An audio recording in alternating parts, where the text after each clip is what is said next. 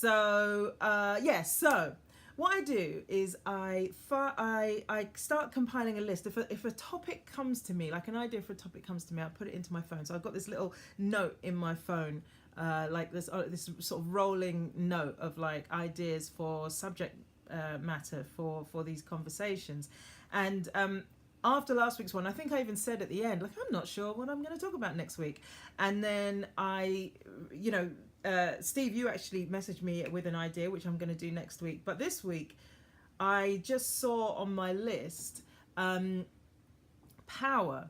And it had been there for a really long time, and I hadn't done anything with it. I hadn't really thought of it, because sometimes just the idea comes, and then but I haven't got any. I don't know what I want to say about it. But and then it comes to the fore, and then it speaks to me like, okay, I'm ready to speak on this. But I realised as I was like coming up with my notes of what to do, because obviously I prepared for these just beforehand, is I wasn't sure how much I had to say or what I really knew about this. So I kind of was having to tease out, kind of like being present last week. I had to sort of tease out what it is I truly think and what I can honestly own and say, yeah, this is what I think is so. So bear with me as I sort of figure my way through this. Pascal, Sense8, I guess you're a Sense8 fan. Yes, Sense8 fan account. Hi. Mandy and Carly. Hey, what's up?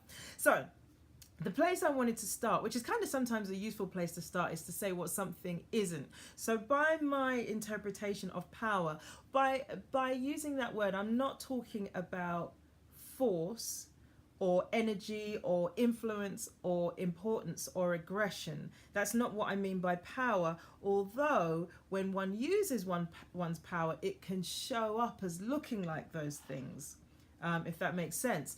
So the closest sort of definition or description that I could come up with for it was the drive behind your intent, or the drive behind a singular intent.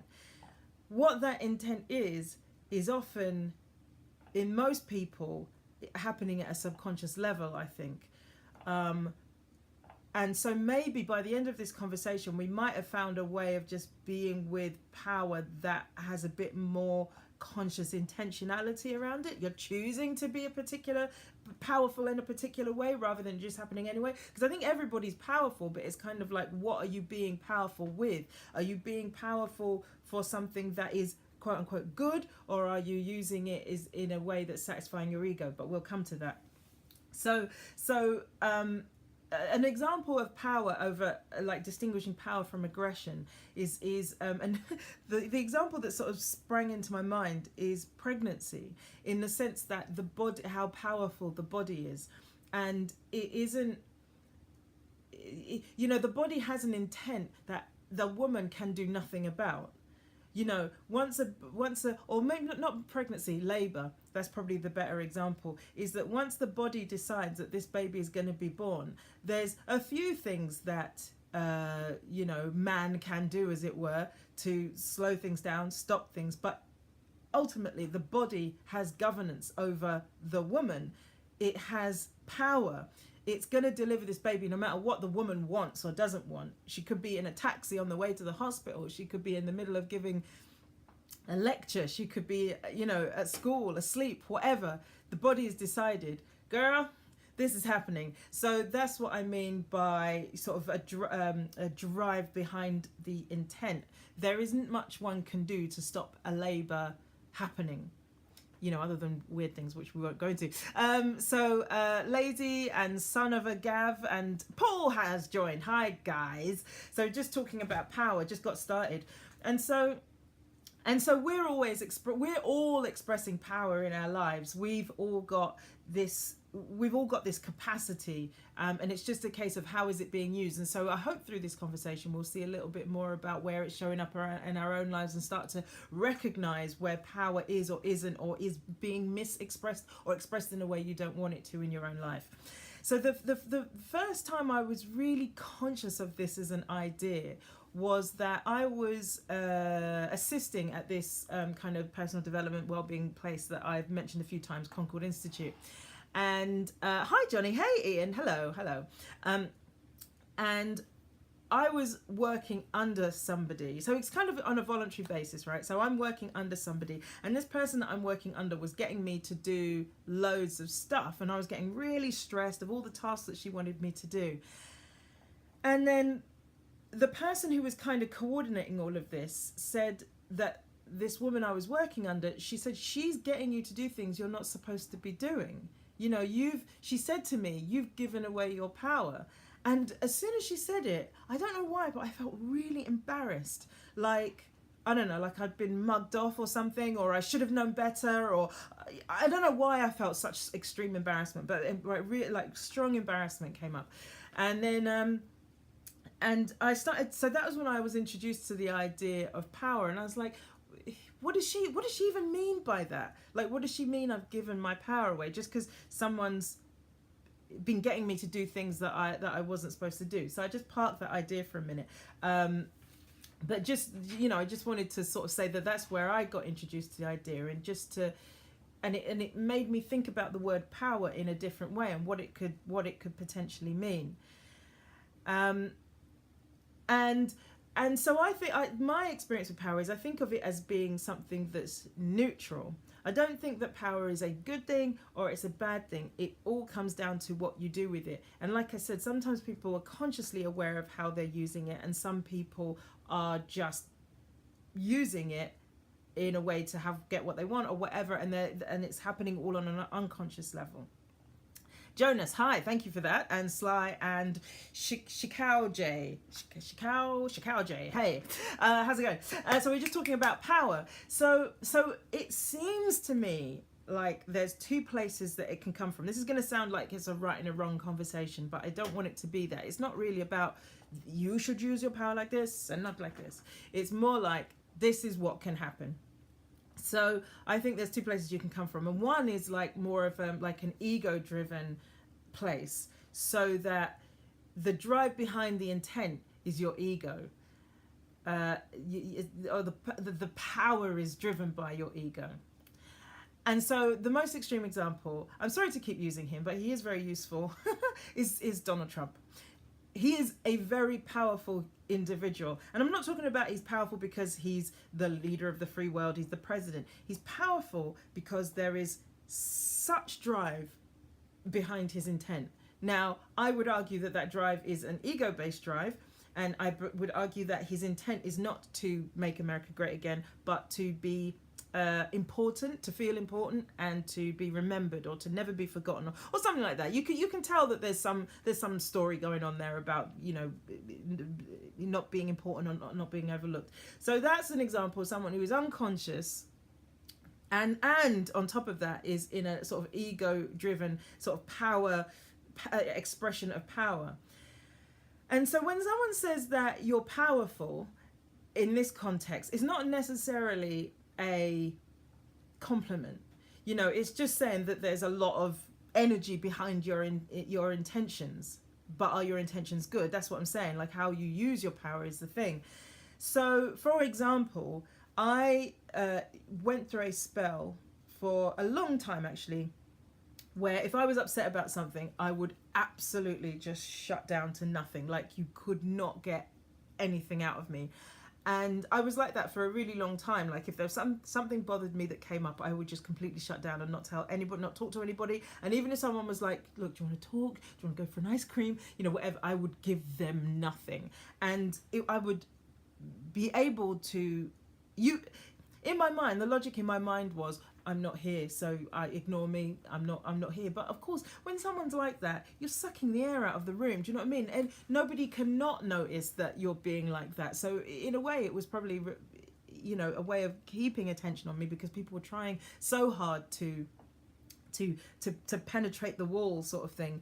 And I was giving them nothing, absolutely nothing. And it was a very powerful expression, but it wasn't good as such. It was, you know, it was ego based, because it was coming from some sort of perceived hurt, some perceived some intent to inflict suffering by withdrawing, you know. So being powerful isn't necessarily always like a good thing, or a positive, as it were. Nick says, do you think being the oldest child is a form of power? Well, I'm gonna say that by this definition, by the type of thing I'm talking about, I think being oldest child, youngest child, whatever child, is not really relevant. It's what I'm talking about more is what your intent is. So I don't know if that's so. I get what you're saying, but I think you're talking more about authority maybe and things like that, or ability to move things, as it were, and that's not quite what I'm talking about. But I get what you're getting at. Being the youngest child has more powers. Yeah, I mean, in the sense of like, can you get things that you want? Can you manipulate things? Can you control people? That's a different type of power. But what I'm talking about here is more, it's more coming from a deeper place from within. And, you know, when it's ego based, it's almost like, I'm going to use the word misappropriated, even though I don't want this to be about right and wrong. I'm going to use that word because there is a higher good that your power could be used for. And when it gets caught up in the ego web and used in that way, then it can be used in a way that isn't necessarily beneficial to yourself or to others around you. Would you call it narcissistic behavior? Yeah, it could be. It could be narcissism, Ian, because but that wouldn't be the intent. The intent would probably be something like maintaining attention on oneself, and that's how you're used, and that's how that in that example, someone, i.e. myself, might have been misusing power. In Trump's case, yeah, there's probably a degree of narcissism, but underneath it, there's probably something else. Like narcissism is almost like the external expression that we put a name to, and then the intent is probably a very simple sentence like, I will be remembered, I will be loved, I won't be forgotten, I will be heard. You know what I mean? Like, because at some point in that person's childhood or history, they felt very strongly that they weren't loved, they weren't listened to, they weren't heard. You know what I mean? And they use their energy and ego to play out, I will be heard. And of course, the people that are playing out those stories, ironically, it's often the case that they get themselves into situations where people want to ignore them.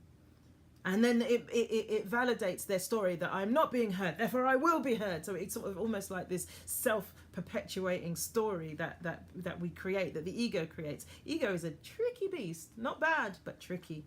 Amber says, hang on. So it's how you use whatever power you already have or naturally possess. I believe so, Amber. I do think that we all naturally in possession of this power. I don't think anyone has got particular power, is more powerful than others. I think that people who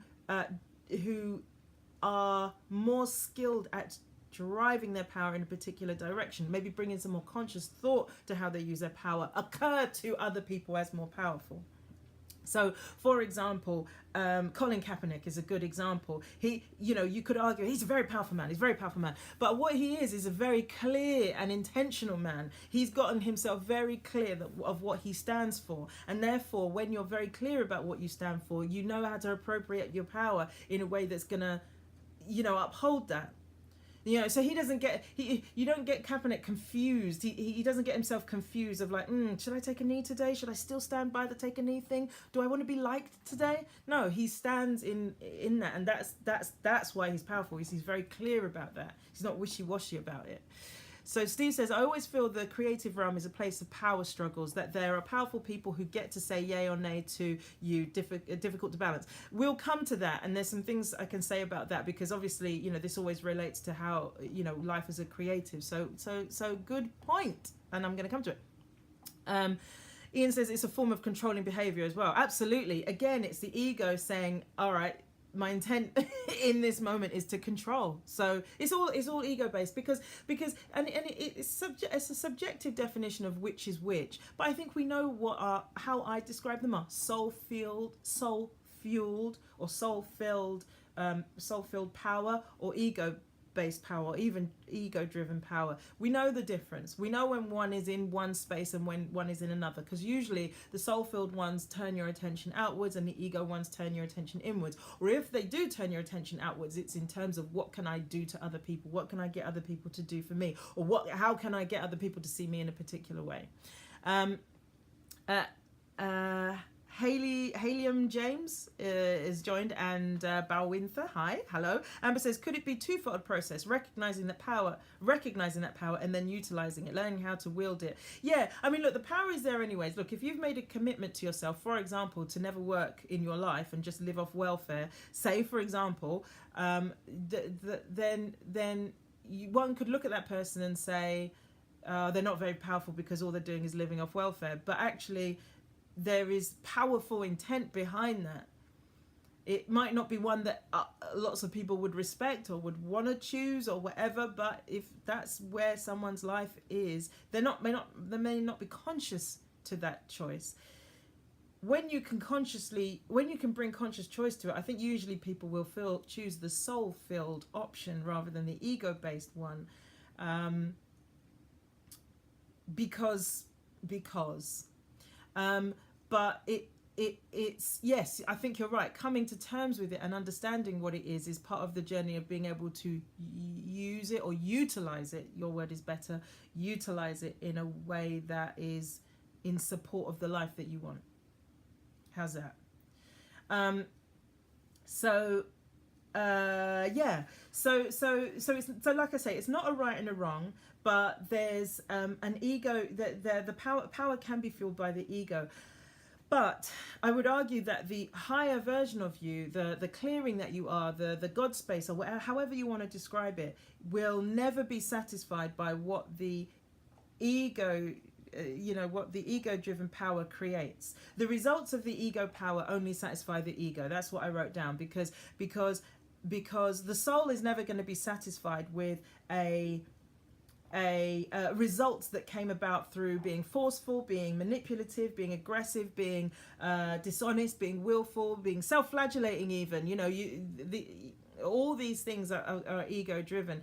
And again, like I say, it's not about right and wrong. It's just that it's kind of more like, do you want to start choosing? Abraham Hicks always talks about how, we are, the law of attraction is happening anyways. We're all utilizing and have the ability, are always attracting. But what you might want to start thinking about is, if that's the case and you look in your life and you're seeing things that you don't want, then maybe you need to start consciously choosing what you attract, rather than just attracting any old gubbins that comes into your life, and it's stuff that you don't, some stuff that you don't actually want, and you're just like, why is this happening in my life? Well, you made it happen, you brought it into existence. And so when you start to bring consciousness to it, you can change the types of things that you attract. And in the same way with your power, you're always powerful, but if your ego is allowed to use that power, then you're not going to use and create in a way that ultimately is satisfying to you. Lloyd, hi. And Steve says, interesting point, that when you make an intentional choice, you are in a place of power. When you are not making an intentional choice, you're in a place of power. It's just that when you are intentional, as in conscious to the intent, because the intent is always there. Even if the intent is, I'm going to screw up my life. And there are people that have that intent. They may not be conscious to it, but there are people that are like, I'm going to show my dad I'm going to be the biggest screw up ever. And they go through life and they act like, I'm trying here, but what's happening underneath the surface is that they're screwing up their life, because that's what their intent is. You do have a choice, but you have to train yourself to have. You just made me think of another one. Hang on, let me just write. I gotta write something down because I don't want to forget this when I get to it. So, yeah. Okay. So yeah, you do have a choice, but you have to train your brain. You have to train your being, not just your brain, but you have to train your whole being, which is a bigger task than it sounds, unless it sounds like a big task, in which case it is as big as it sounds. It's a big deal. It's a lifelong commitment, and it actually, it might not be one of those things that you even achieve by the end of your life, but at least give it a shot.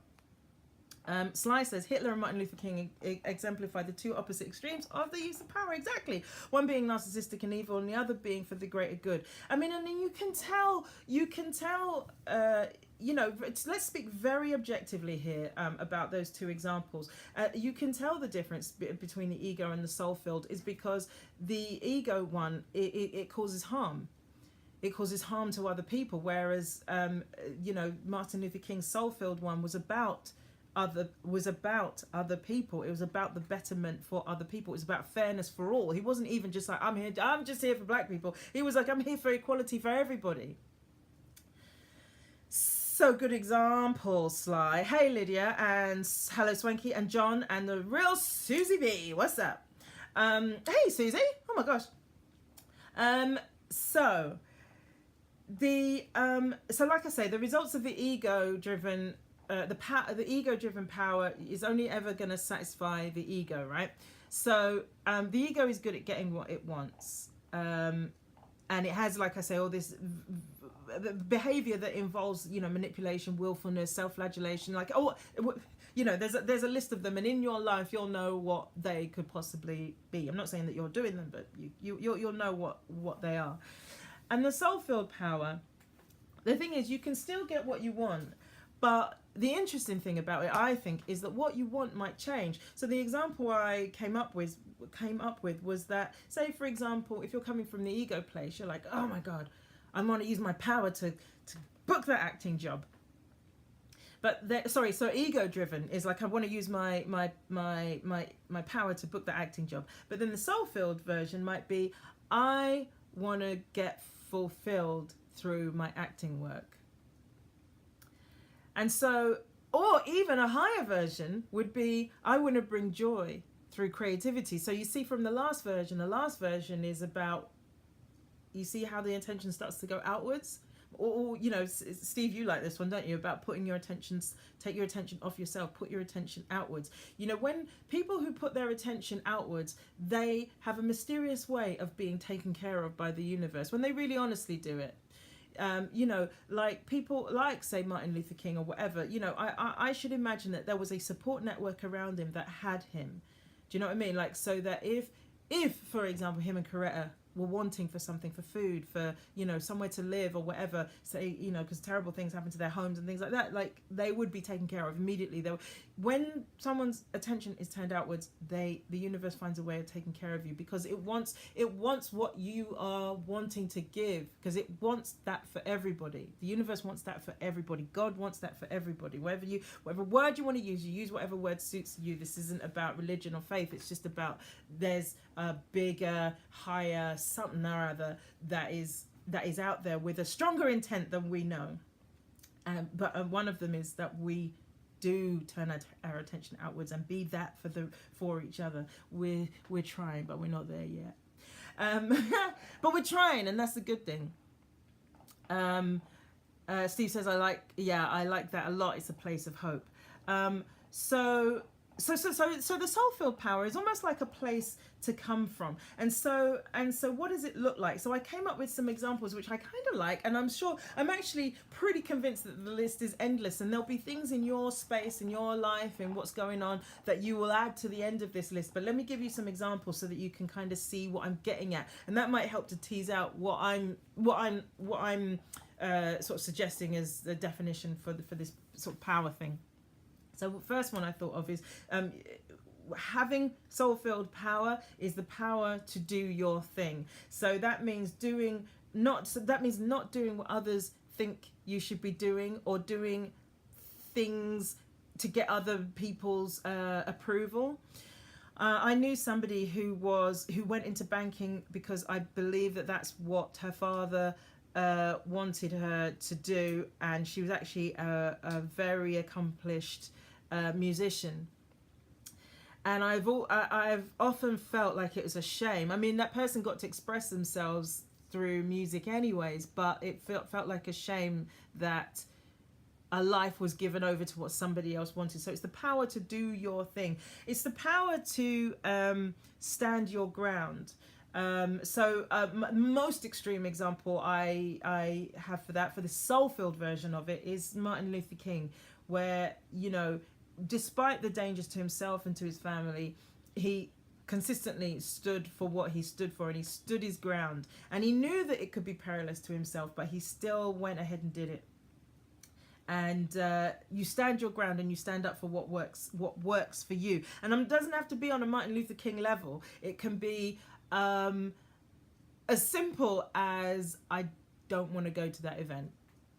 How many times you've been invited to something and you just don't want to go, And there is a way of standing your ground, being in your power, as it were, not upsetting the other person, or doing everything you can to not, and everything being okay. But often we give away our power by going, oh God, I have to go to this, party or this thing, or this, some friends having an exhibition and I'm just too tired, I don't want to go. And you go.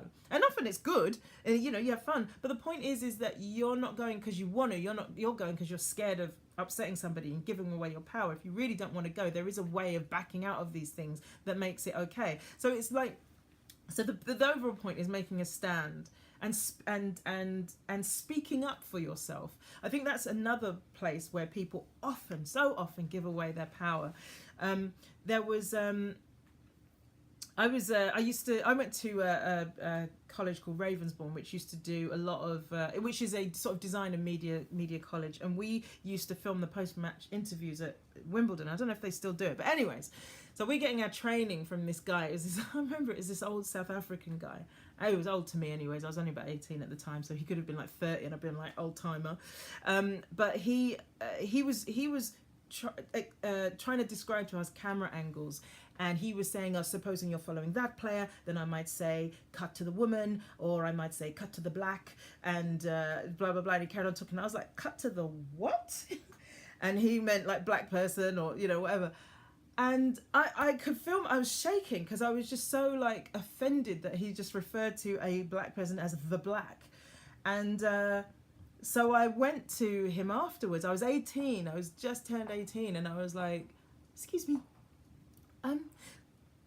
Would you mind not referring to black people as the black? And he's like, oh, well, I thought, I was just finding a way to describe it. I was like, yeah, but it's offensive. Like, you can say black person. And I was so proud of myself for that. Like, even to this day, I still get caught out when, people say things and you're like, hang on a minute, I should have spoken up. And I'm sure we all find ourselves in those situations. So you can't win them all. But in that moment, I was like kind of proud of myself that I spoke up. And so that's a form of power is finding a way. And also, finding a way to do it that's got honor and grace to it. So you take in who the other person, I'm not saying definitely that's what I did, but you allow for who the other person is. You allow that for the fact that people make mistakes. Some people fuck up, and you don't want to sort of give people, because sometimes there can be a lot of self-righteousness behind these things, when you speak up or whatever. And that's ego power. Soul-filled power is just making room for someone else's mistake whilst correcting them. It's okay to do both. It's possible to do both, should I say. So, making a stand, standing your ground, man. I mean, making a stand has come up many times in these conversations, and it's important, especially in the field that we're in. And Steve, you were mentioning earlier how you can have a sense of powerlessness when you're working in the arts or being a creative. Well, standing your ground is one of the ways in which you can reclaim some of that power. Coldplay 2000 and Fred Lester. Hello, welcome to the talk.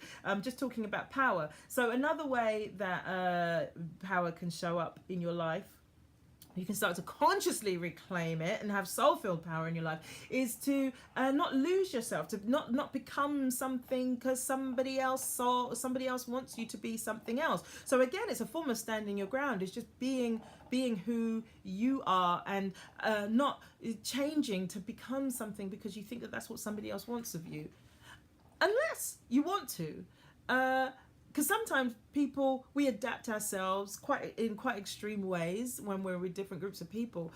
That's fine, as long as you are not compromising yourself. Being adaptable, malleable, changeable, chameleon-like is all fine, as long as you don't feel like, I'm having to pretend to be something I'm not. Because for example, if you're from a different culture, you're second generation, like say with being Nigerian, I might express myself in a more Nigerian way, or from amongst a group of Nigerian friends, the accent might come out a little bit more, not in a mocking way, but just in a way to sometimes we just express ourselves. If we've got something strong to say, that might come out. Or, if you're with whoever you're with that influence you, that's not what I'm talking about. I'm talking about pretending to be something you're not. Hey, Elsa. The power to not be rigid as well, to allow yourself to change. And I suppose that goes hand in hand with what I just said, but it's more about attitudes, ways of being, ways of thinking. So an example I really like is Malcolm X. At the end of, towards the end of his life, I don't think he planned it that way, obviously, but like towards the end of his life, he started to get a lot more. He had a lot more capacity for diversity in his friendship groups, in his outlook on life. He just saw things with a much broader perspective. When he went and did the Hajj and he went and did the Muslim pilgrimage, he just suddenly realized, oh my gosh, Muslims can be of every creed, every color. You know, he said he saw white, blue-eyed Muslims and the darkest of dark Muslims, and he realized that this is a brotherhood. No, yeah, I mean, thankfully Spike Lee's helped us to know that about Malcolm X, because everyone wants the by any means necessary Malcolm X, but actually by the end of his life, towards the end of his life, he started to see the world in a completely different way, and he was open to embracing that. He wasn't stuck in this no, you know, the white devils and the chickens that come home to roost. That wasn't who he was. And he was willing to allow himself to be whatever the new expression of Malcolm X was going to be. Although the Nation of Islam didn't fancy that too much, but that's another story. So Deepa Crash, hey.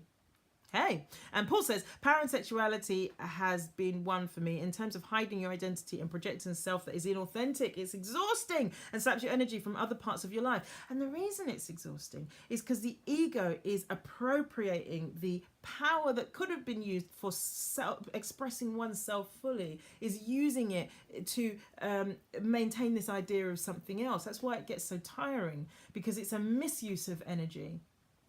Or why it can get tiring. Anyways, I totally get what you're saying. And also sexual identity, not just in terms of gay or straight or whatever, but sexual identity, sexual expression. A lot of energy can be used because it's a lower energy center in the body. And I would not be surprised if the lower the energy center, the more energy is required to go against one's instinct or one's authenticity. So I get you. The power to pull yourself out of reactive spaces. Hang on, let me just see what Amber just said. Malcolm X is the greatest story of change that I've enjoyed in a black leader. He never stopped digging deeper. Exactly. He was open to that change. And that's power, because sometimes people think that, you know, human beings should be completely consistent and be the same thing from the day they're born to the day they die. And actually, we are verbs. We are a human being. We are a being. We are emotion. And so, therefore, change should be expected. But we get scared that, oh, if I change into this thing, everyone likes me like this. If I change into this, then people won't like me.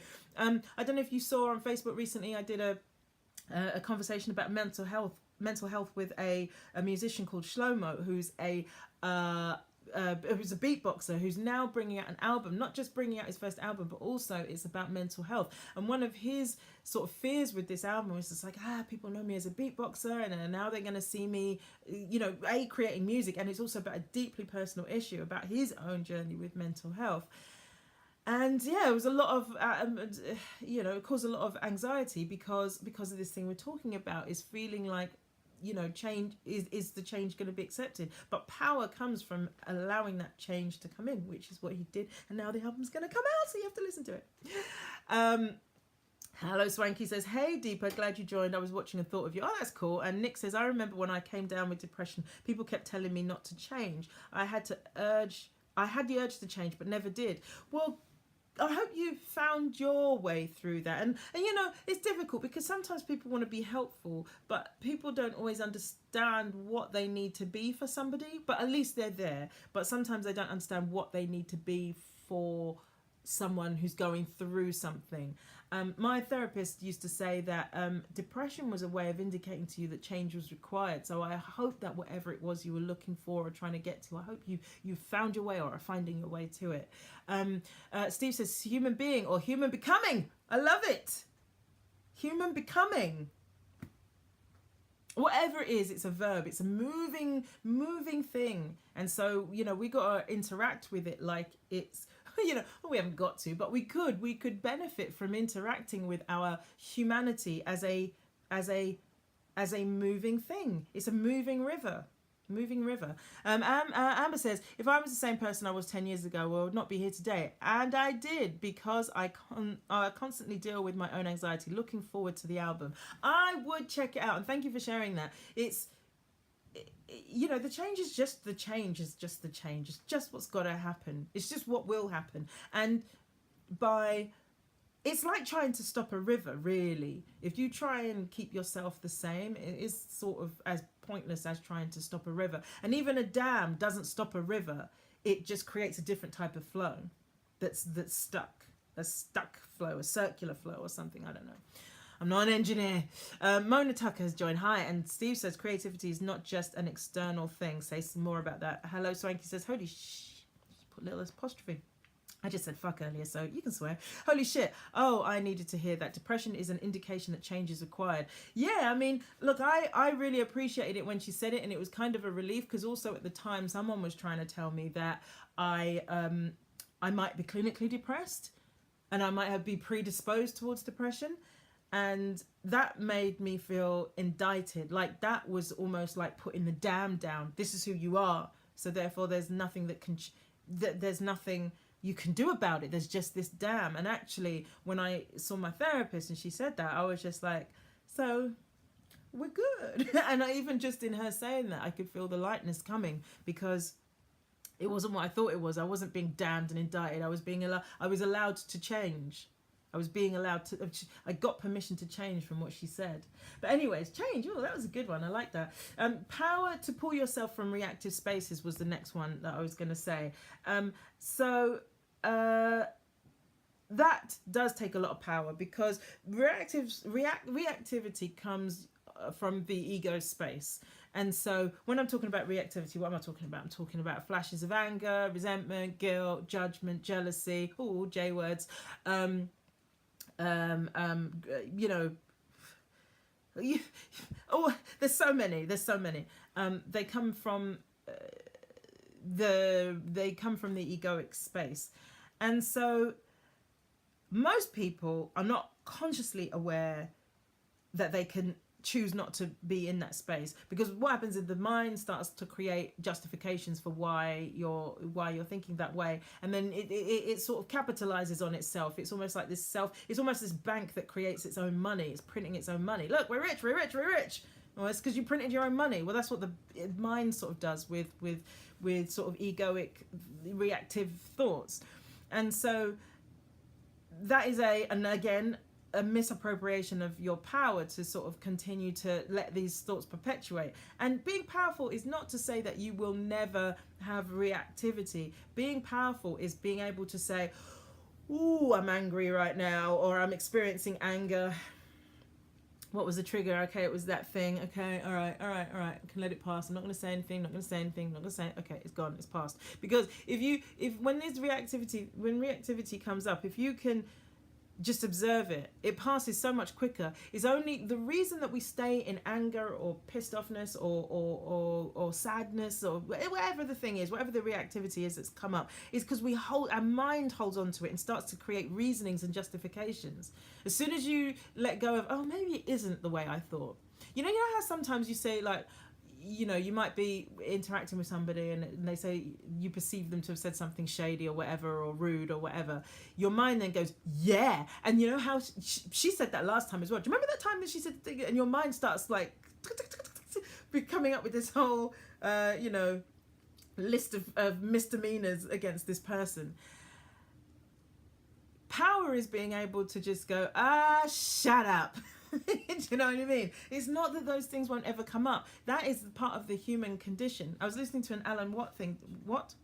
Alan Watts? Anyways, Alan Watt thing the other day, and he was saying that, you know, if we didn't have this, we wouldn't be humans and we would just disappear. This is what keeps us tethered to the ground. He says even the most advanced person, the most enlightened person might smoke or allow themselves to have a little flash of anger just to keep themselves tethered to the ground. That is what the human existence is, what keeps us tethered to the ground. Otherwise we would literally turn into light and disappear.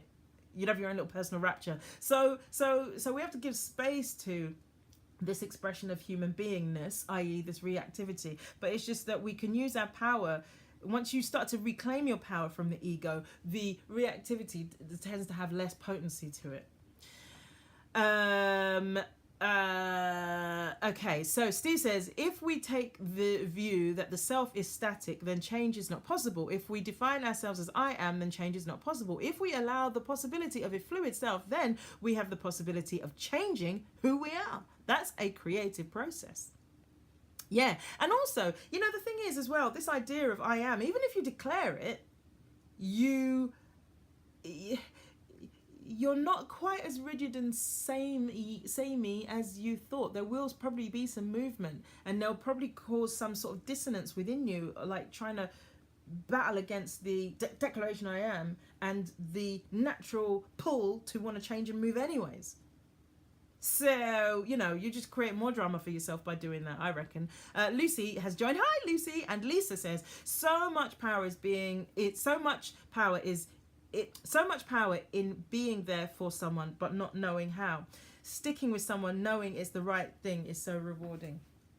Yeah, sometimes, you know, that's a form of power, actually, to be with someone because you know that they need you, but not knowing what to do, but still sticking with it anyways, is a really powerful thing. Because, you know, a lot of times when people go through difficult spaces, when they have bereavements and stuff like that, you know, you hear so often those people say people vanish, and it's not because they don't care, it's because they just don't know, and they're scared. They don't know how to be with someone that's going through a difficult space. So if you can be there for somebody and just go, listen, by the way, I don't know what I'm doing, but still be there anyways. Fuck, that is an amazingly powerful thing to be able to do, because you're getting yourself out of the way. You're not worrying about how am I looking, how am I occurring, am I doing it right. You're just saying, I'm gonna be the space for that person to be in whatever they are in. Right, Anna, sup girl? Steve says, depends if you see the I am as a final destination or a pinpoint in the map. It depends if you see the I am as a final. Look, okay, so I'm going to say, I think if you declare I am, I don't think you can create a rigid you. I think you can create a perception of a rigid you, but I just don't think, I think that the fact is we are a verb. I don't think just because you declare I am that you can stop that. It just will, yeah. But I don't know. I mean, I'm just, like I said, I'm just figuring this out here. I'm just out here figuring it out. So what else? So, okay. So last night, I wanted to give an example of this whole, oh gosh. Just want to make sure I get through everything. An example of, you know, going through a reactive space, right? So I'm working with somebody on my book, and I sent her 3 chapters, and she wrote some notes back, and she had quite a lot, and well, it felt like a lot. She didn't really, but I just completely total reactive space of like, oh God, this book is a disaster. I don't know what I'm doing. I get one set of notes from one person, they tell me one thing, and then someone else tells me something else, and it's never going to be finished. I hate writing. Why am I doing it? You know, really, really down. So, and I wrote to her, and I said, am I ever going to finish this book? And I wrote to her not because partly I did want her to say you will finish this book and it will be fine, but also I wanted to start to acquire the skills to be able to get myself out of this shit, because otherwise you just constantly find yourself in it, and you got to find ways to be able to navigate your way back out. That's, I think, cultivating soul-filled power, is just being able to just go, right, I get it, I'm being reactive right now, but I am willing to change. I read that in I'm reading Marianne Williamson's book Return to Love still. I've been reading it for about 3 months, but like, one of the things that she said is like that reactivity isn't about or mastering reactivity is not about getting rid of it, but just saying, look, I'm in a funk right now, but I'm willing to change, I'm willing to do something about it. So with that in mind, I was like, what am I willing to do about it? So I started making a list of why everything was okay, why this was normal, and why this is all gonna work out. And I realized all that had happened is that I had jumped the gun in terms of where I thought I was in the process. I thought I was on my last draft, even though the draft that I'd just done, that I was getting these notes on, was the second full draft of the book. It's only the second full draft of the book. So I was sort of getting my knickers in a twist, thinking that I should have finished the book when I've only just really started it. So then I calmed the hell down and just cracked on. Well, I didn't actually write yesterday. I just watched it. Strictly. So there, problem solved. Watch Strictly is the answer to everything. And it says, sorry I'm late. Scuffle over the desk with books falling on the floor. Oh, I know what you mean. And Kid 4S and Millie have joined. Hello. All right. So what else? So we got pulling yourself out of reactive spaces. Power is not responding to reactivity. That's another level of it, is that you get to the point where reactivity, you're like, whatevs. That you minimize the expression of it. So sometimes you might have a reactive thought, and I say, when reactive thoughts come up, they come, I believe, the more energy they have behind them, the more expressed they get. So they start as a thought, then they might become a word, then they might become an action, then they might become a habit. So for example, if you think, I hate my next door neighbour, they're so noisy, then you have that thought, and then the more noise the neighbour seems to make, I'm going to speak to them. So it becomes words. I'm going to talk to them. I'm going to tell the landlord or whatever it is. And then those words become actions. I'm going to bang on the floor. And then it becomes a habitual thing that whenever you hear noise from the neighbour, you're banging on the floor, you're calling the landlord, you're having bad thoughts, and it just becomes more and more and more and more and more. So mastery over reactivity is that the thought comes up and then the thought goes. And it passes through, and your relationship to it is very, objective. It's like, there we go. There's me having the thoughts about the thing. And then it goes.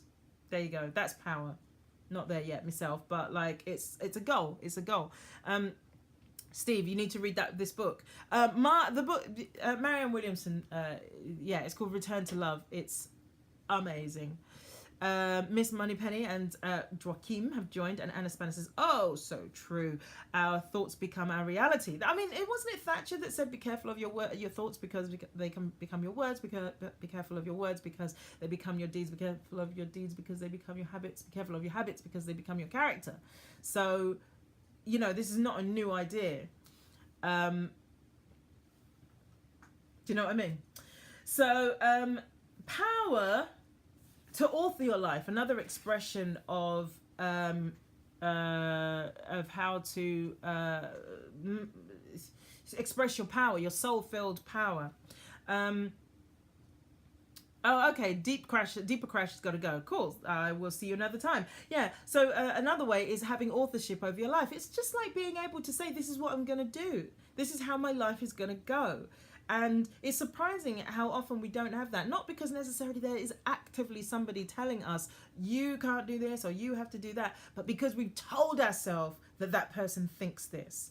My dad thinks that I should do da-da-da-da. My mum said that if I don't blah, blah, blah, blah. Society expects someone like me to blah, blah, blah, blah, blah. So authorship over your life, that's expression of power.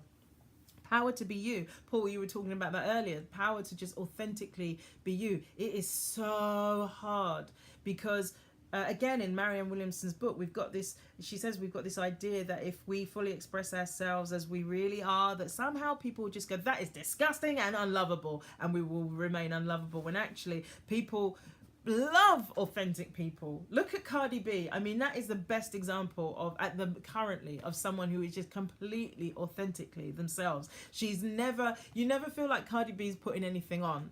Like, I don't imagine Cardi B sort of sits at home, sort of, smoking a cigarette out of a cigarette holder, just going, oh my God, I have to make another rap album. I hate rap. Like, she is so authentically, fully, truly herself. And she says that, people meet her and they're like, oh my gosh, you're just like you are on Instagram. She's like, yeah, bitch, that's me. So I'm not saying we have to be Cardi B, but I think we all need a Cardi B spirit animal within us just to be able to allow ourselves to just fully be ourselves, fully expressed. Because when we truly do that, nobody gets hurt. Because I know that sometimes it sounds like, oh, I just want to be me. And some people misuse that and they use it in a way to kind of hurt people. And I think when you are authentically, soul-filledly doing that, you will not hurt anybody because people will gravitate to you, will be magnetized to you because you are living in your truth. And your true self must have a component, will have a component, does have a component of compassion. And so it would never want to hurt anybody else.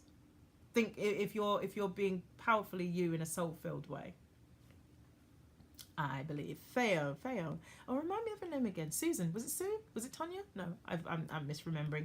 Anyways, Steve says, I've used that mastery of reactivity notion a lot since you spoke about it. It's changed a lot. Well, I'm very pleased to hear that. And this trippy life and Sing his, is that sing his queer or sing is queer, as in the surname Singh? Anyways, Anna Spanner says, the more you stay the same. The more you stay the same. The more you stay the same. How do you mean? What do you mean? What do you mean? The more things change. All right. Okay, finally, let me just battle through these last ones because I'm getting distracted because I think these are really useful, actually. I'm liking hearing them teased out.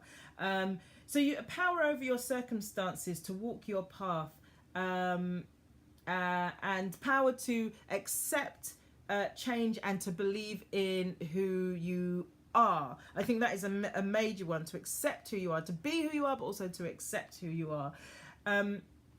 And then the one that I scribbled down that you remind me of earlier was power over your mind. And that is partly the reactivity thing. But just to be able to get a handle on the fact that this mind, there is a higher you, that is a space in which many things occur. Your body, your mind, and your thoughts. So there is a clearing that is you. Because we all act like we're the body that contains the mind, that contains the thoughts. But it's the other way around. There is a you that contains all of those things. And therefore you have a little bit of governance over them, more power and governance over them than we thought. But we interact with ourselves as though we're a fixed finite place in time and space. But we might be a little bit more than that. And when you start to sort of, like I've used this phrase before, but when you can get a sheet of paper between you and that, and you and that self, that idea, then you will start to have a lot more power over yourself and your life, because you'll gain a higher perspective, an altitudinal perspective on your life. That it might not be what you think it is, and it might not be playing out the way it is because of the reasons you think it is. Kaj and Michelle joined. Hi.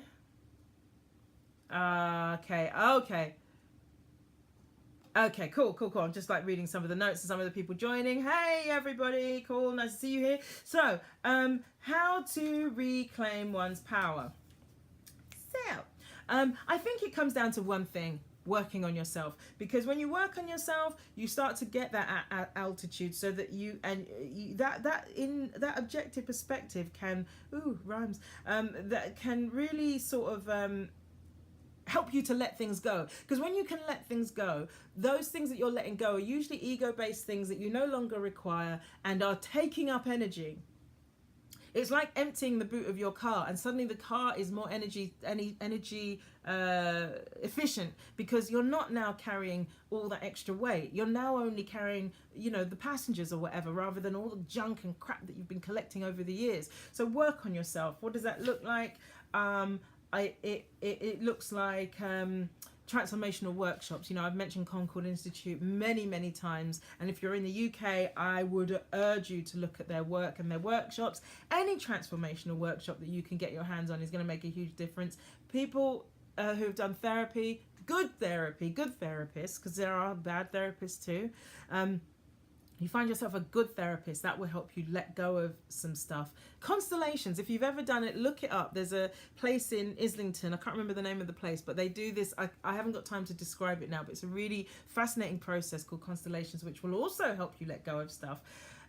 Regular talking therapies, have I mentioned that already? Meditation is another way to just to create a little bit of space between you and what you think is you. To be able to start the process of letting go, because it gives you a bit of perspective on stuff, and you can just go, hang on a minute, that thing that I thought was that way, maybe it isn't. You're starting to see people and see past past incidents in a different way. That means that you can let that person go. I used to have big stories about, I'll speak quietly because she's downstairs, but my mom and how she was and who she was for me in the past, and I had a lot of blame and story going on. But through all the different work that I've done, particularly the transformation work, particularly with Concord Institute, I am going to be their poster girl in this conversation. I was able to not only let that go, but transform and really see what was going on for her back then. She was a single woman raising 3 kids and she was a lioness for us. And sometimes lioness didn't have time for the more sort of tender side of expression, especially she hadn't had that as a child growing up.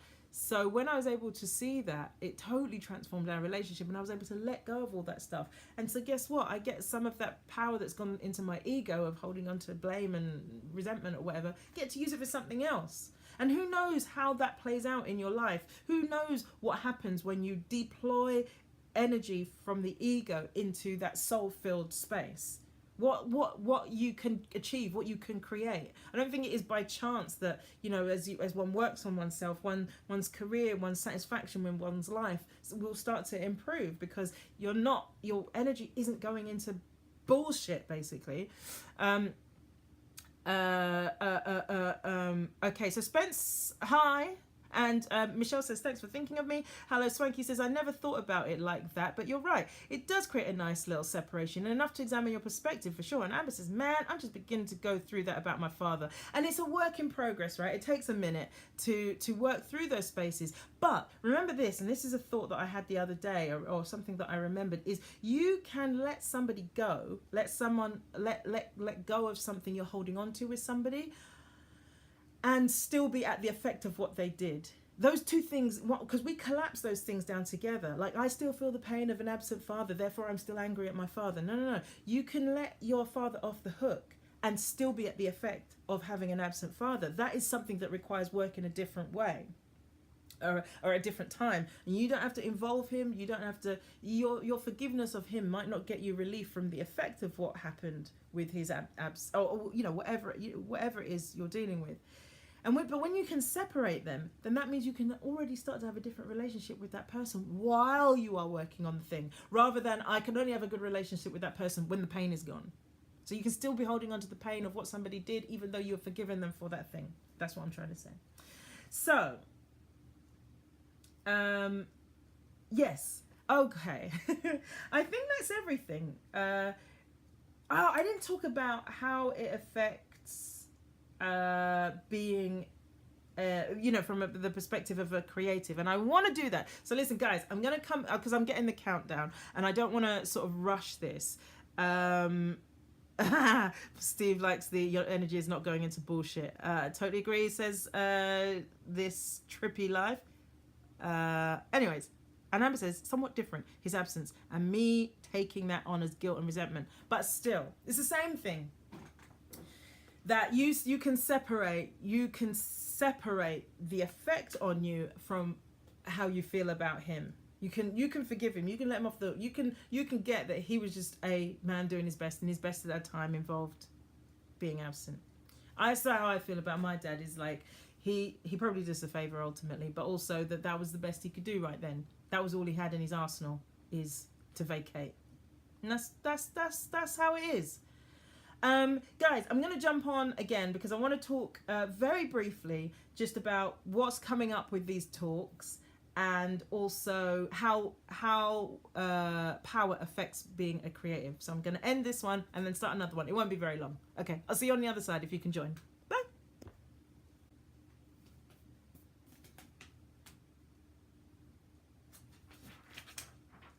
So I thought I had loads of time. Hey guys, thank you for coming back. I thought I had loads of time, and the next thing I know, I'm getting the countdown. All right, so listen, all I wanted to add was, hey Tom, all I wanted to add was these two things. One is that, like, from the perspective of being an artist, like, I just want to tie all this up together, is that it can feel like a very powerless existence because we as artists, we're in a unique position where we don't ever have one employer, we don't ever go to one person, or often we don't go to one person for our work. We've got to find it, and also there's a massive amount of competition, so it can feel like we're at the behest of, like, whatever will the decision makers have. Today this type of actor is cool, tomorrow that type of artist is out, today we want this type of music, tomorrow we don't want to listen to, you know what I mean. So it's constantly changing. So aside from everything that I've said in terms of standing up for yourself, being authentically you, all that sort of stuff, we have to take ownership of our circumstances. We have to walk our path. We have to accept and welcome change, and ultimately believe in ourselves, as well as have mastery over all the other stuff, because the more of that we have, the more we are going to be able to navigate this space called being an artist. And I suppose the key for us is, apart from working on ourselves, is just catching ourselves in the moments where, or seeing places where we consistently give our power away as artists, like people telling us what we should be doing with our art, like people's judgment and how we allow that to affect us. Like, you shouldn't be, why don't you, why don't, I don't know, the things, what the sorts of things that people say. I don't want to start giving examples, because we all know the types of things in our lives that people tell us we should or shouldn't be doing. So hey Ryan, no worries, mate. This is going to be a very quick one, because I actually just did an hour, so I'm just wrapping it up. So from an artist perspective, I think the only thing I really want to say is to embrace all the other ways that you can be in your power, and continue to work on oneself to make sure that you start to reclaim your power, and treat it not like something to beat yourself up with. Damn it, I was not in my power then in that situation, but just to treat it like this ongoing project. It is a side project almost to the main event of your creativity, and one that ultimately will make your journey so much more satisfying. Because if you get to a mountaintop, or the mountaintop that you're seeking, it will feel so much more satisfying if you've done it without feeling compromised, or feeling like you had to compromise to get there. Like, for example, if you did listen to what somebody else thought you should be doing, and then you got to the mountaintop, it's like, well, this isn't even the one I wanted to get to. The one I want to get to is over there, but because I've believed what somebody else told me I should be doing, now I'm here, and to get there I can't jump, I have to go all the way back down and back up again, or whatever, so it's in so many ways so similar to this conversation we had last week about being present. That's what it is. It's being present, it's being in the moment. And really being in the moment means being with what's currently so, and often what's currently so is really fine. It really is fine. So just remember that really this moment, if it doesn't feel fine, then you're probably not in the present. You're not truly in the present moment, and that's okay. That's fine too. And if you think of it as that being fine, then immediately you are fine. So it's fine. So that's what I wanted to add. So lots of people joined, and then Joaquim says a lot of these thoughts work excellent outside the creative field. If you can be outside, I find I'm not sure what the last word you meant to say was, but I get what you're saying. Yeah, it's fine. It's just fine. Everything is actually fine. Everything is fine. But if saying something is fine, I said this last week, doesn't mean that it doesn't need to, or it couldn't change in the future, or doesn't need to change for the future. It just means it's fine. So that's all I wanted to add. And then to follow on from that, Amber says she's fine. And Ryan is fine. And dandy. Not only is he fine, but he's very dandy. Is anyone else fine? Is everyone else fine? Can you feel how fine it is in the moment? And not just in I'm just going to manufacture this because she said so. But really, can you feel that it's fine? This is not a rhetorical question. Like, please, right, I'm fine in the thing. Just so that I know that you're fine. And if you're not fine, just say, no, I'm not fine. And you know what? It's fine. Steve's not fine. Steve, I thank you for saying that you're not fine. And you know what? That's totally fine. Like fine wine. That's how fine Trippy is. Kaj says, my working life is like from Don Quixote. I don't know what that means because I haven't read it. Tom's fine. Tom's fine. Steve's fine that I think Steve's fine that he's not fine. But you will be fine. And in fact, you are fine. Good. All right. So listen, what I wanted to just talk to you about going forward. So Paul says, I'm okay when everything is not okay. Favorite song lyric. Nice. What's that from? Listen, so going forward, I just wanted to let you know that I've mentioned this before, but just to reiterate, I'm going to do 50 of these. So this is number 32, I believe. So there's going to be 50 of these. There's going to be almost one for every day of the week, but you can take two days off, two weeks off.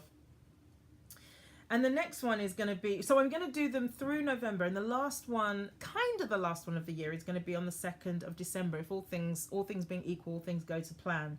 So if you have topics that you want me to discuss, Steve has just, Steve has given me a suggestion for next week, but if there's, areas that you want me to look at, I've noticed that we've kind of gone more general in terms of what we're talking about. So if there is something specifically related to being a creative, then please, feel free to DM me about that. Kaj is fine like wine, very good. And Ian has just spent 2 years getting over cancer and is really fine. I mean, how far? That is as fine as you can get. Thank you for sharing that, Ian. That is fine. So we're going up until the 2nd of December. Then, it's Tori Amos. Excellent. Okay. So then on the 30th of December, again, these plans could change and move, but on the 30th of December, we are going to start our next 3-month project. What? So what I would love for you to do, and I'm going to mention this at the end of all the next conversations, is that I want you to start thinking about what that 3-month project is going to be.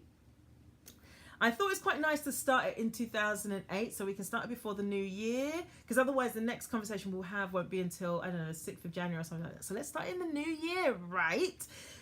3-month project. So it can be a goal, a goal that you want to achieve. It could be a part of a project that you're already working on, that you've been dawdling with, and you just really want to get it started. You want to be something that can be achieved within that 3-month space. Don't make it too easy on yourself, but don't make it so hard that you kill yourself. Because remember, one of the important things that I said in the creativity toolkit was that rest is a constituent, a vital part of your planning. So a short film. Yes, excellent. I love it. Excellent. Amber's going to make a short film. Yes, lots of hearts and love going to Ian. I see you. Some of you guys, though, I'm going to suggest, rather than a 3-month project, I'm going to suggest that you embark on a meditation commitment for 3 months. Whatever that looks like for you. 10 minutes every day, 5 minutes every day, 20 minutes twice a week, whatever you want that to be. But I think that is something to start for this 3 months as well. That's what I'm going to take on. Another thing that I thought might be useful as well, and maybe you want to pick a couple of these. Some people might want to might want to do the meditation and do the 3-month goal. But also, I would encourage you guys to start to consider what your purpose might be. Remember, we were talking about not what you are here to do, but who you're here to be.